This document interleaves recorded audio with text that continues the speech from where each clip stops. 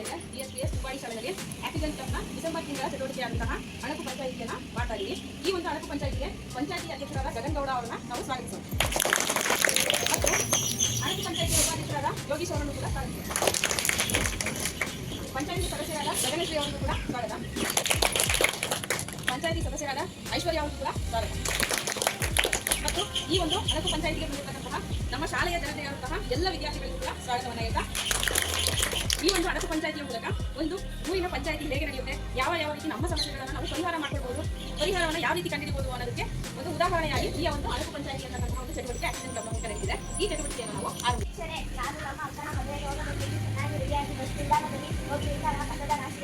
ಅದನ್ನು ನೋಡಿ ನಾನು ವಾಸಿ ಮಾಡಿಕೊಂಡು ದಯವಿಟ್ಟು ಆಕಾಶವನ್ನು ಹೆಚ್ಚಿಸಿ ಬೇಗ ಕ್ಲೀನ್ ಮಾಡಿಸಿ. ಅದಕ್ಕೆ ನಾನು ನಿಮಗೆ ಮತದಾನ ಮಾಡಿದ್ದು. ಅತಿ ಶೀಘ್ರದಲ್ಲೇ ಕ್ಲೀನ್ ಮಾಡಿಸುವೆ. ಅವರು ಟೂರ್ ಹೋಗಿದ್ದಾರೆ, ಅವರು ಬಂದಾಗಲೇ ಕ್ಲೀನ್ ಮಾಡಿಸುತ್ತೇವೆ. ಹೌದು, ನನಗೆ ಬಂದಿದ್ದು. ನಾನು ದೇವಸ್ಥಾನಕ್ಕೆ ಹೋಗಬೇಕೆಂದು ಬಸ್ ನಿಲ್ದಾಣದಲ್ಲಿ ನಿಂತಿರುವಾಗ ಎಲ್ಲಿ ನೋಡಿದರೂ ಬರೀ ಕಸದ ಗುಡ್ಡೆಗಳಿವೆ. ಆದಷ್ಟು ಬೇಗ ಅದನ್ನು ತೆಗಿಸಿ ಹಾಕಿಸಿ. ಈಗಲೇ ಕ್ಲೀನ್ ಮಾಡಿಸುತ್ತೇವೆ. ನೀವು ಬೇಗ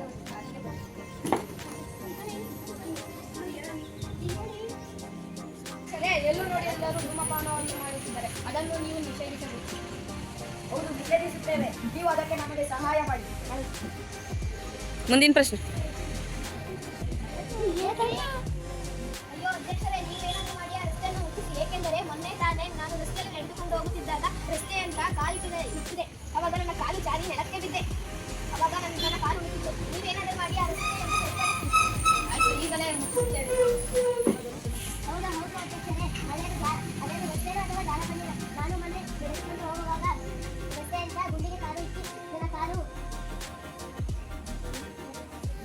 ಉಳಿದಿದೆ. ಅದನ್ನು ಬೇಗ ಮುಚ್ಚಿಸಿ. ಆಯ್ತು, ನೀವು ರೋಡನ್ನು ಮುಚ್ಚಿಸುತ್ತೇವೆ, ಸಿಮೆಂಟ್ ರೋಡನ್ನು ಹಾಕಿಸುತ್ತೇವೆ. ಹೌದು ಹೌದು, ನಾನು ಸ್ಕೂಟಿಯಲ್ಲಿ ಹೋಗುತ್ತಿದ್ದಾಗ ಅಲ್ಲಿ ಒಂದು ದೊಡ್ಡ ಗುಂಡಿ ಇತ್ತು. ಅದಕ್ಕೆ ನಾನು ಕಾಲು ಇಟ್ಟು ಕೈ ಕಾಲು ಉಳಿತಿದ್ದೆ. ಅದಕ್ಕೆ ನನಗೆ ನ್ಯಾಯ ಕೊಡಿ ಅಧ್ಯಕ್ಷ ಅಂತ ನಾನು ನನ್ನ ಅಜ್ಜಿ ಊರಿಗೆ ಹೋಗಬೇಕೆಂದು ಹೊರಟಿದ್ದಾಗ ಎಲ್ಲಿ ನೋಡಿದರೂ ಬಸ್ ನಿಲ್ದಾಣದಲ್ಲಿ ಎಲ್ಲಿ ನೋಡಿದರೂ ನನಗೆ ನ್ಯಾಯ ಕೊಡಿಸಿ ಅಧ್ಯಕ್ಷರೇ. ರೋಡನ್ನು ಕ್ಲೀನ್ ಮಾಡಿಸುತ್ತೇವೆ, ಆ ಗುಂಡಿಯನ್ನು ಮುಚ್ಚಿಸುತ್ತೇವೆ.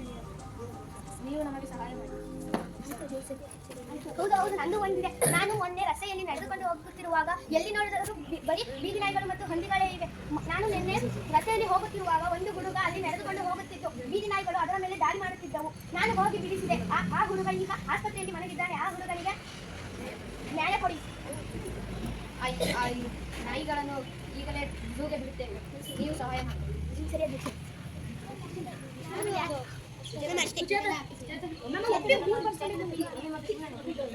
ನೋಡಿ ನೀವು ಒಮ್ಮೆ ಹೇಳ್ತಾ ಇಲ್ಲ. ನಾವು ನಮ್ಮ ಮನೆಯಲ್ಲಿ ಹಸುವನ್ನು ಸಾಕಿದ್ದೇವೆ. ಅಲ್ಲಿ ಒಂದು ಚಿರತೆಯ ಬಂದು ಹಸು ಮೇಲೆ ದಾಳಿ ಮಾಡಿಲ್ಲ. ಅದಕ್ಕೆ ಅದನ್ನು ಚಿರತೆಯನ್ನು ಕಾಡಿಗೆ ಬಿಟ್ಟು ಬರುತ್ತೇವೆ, ನೀವು ಸಹಾಯ ಮಾಡಿ. ಸರಿ ಅಧ್ಯಕ್ಷ.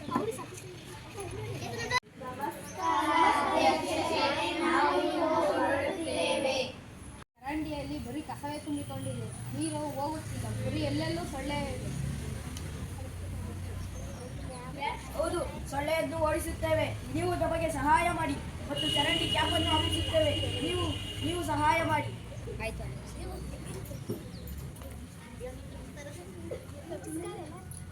ಶಾಲೆಯಲ್ಲಿ ಆಕ್ಟಿಜನ್ ಕ್ಲಬ್ನ ಚಟುವಟಿಕೆಯಾದ ಅಣಕು ಪಂಚಾಯಿತಿಯ ಮೂಲಕ ಮಕ್ಕಳು ಪಂಚಾಯಿತಿಯಿಂದ ಸಮಸ್ಯೆಗಳಿಗೆ ಹೇಗೆ ಪರಿಹಾರ ಕಂಡುಕೊಳ್ಳಬಹುದು ಎಂಬುದನ್ನು ಕಲಿತರು. ಧನ್ಯವಾದಗಳು.